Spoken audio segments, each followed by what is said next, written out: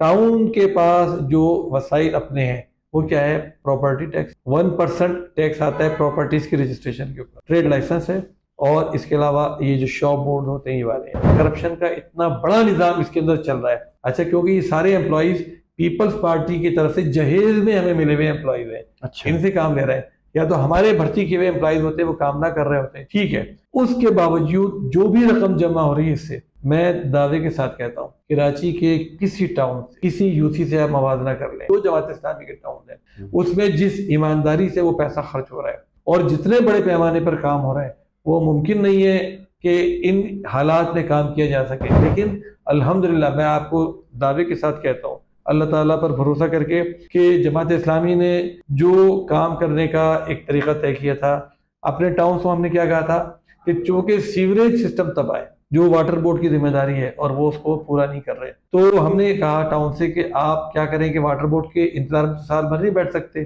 2 سال 3 سال نہیں بیٹھ سکتے، تو آپ سیوریج سسٹم کو ٹھیک کیجیے۔ انہوں نے پہلے مرحلے میں سیوریج سسٹم ٹھیک کیا بڑے پیمانے پر، پارکس ڈیولپ کیے، اسٹریٹ لائٹس روشن کی، پانی کے نظام کو بہتر کرنے کی کوشش کر رہے ہیں، ٹھیک ہے، اور اب جو تیسرا مرحلہ ہمارا شروع ہو رہا ہے وہ ہے سڑکوں کی تعمیر۔ ابھی نیو کراچی ٹاؤن نے 600 گلیاں اکٹھا بنانے کا اعلان کیا ہے، جو بھی ہمارے پاس وسائل ہیں انشاءاللہ میکسیمم ڈیولپمنٹ کریں گے، اور کراچی کے لوگ خود یہ بات کہیں گے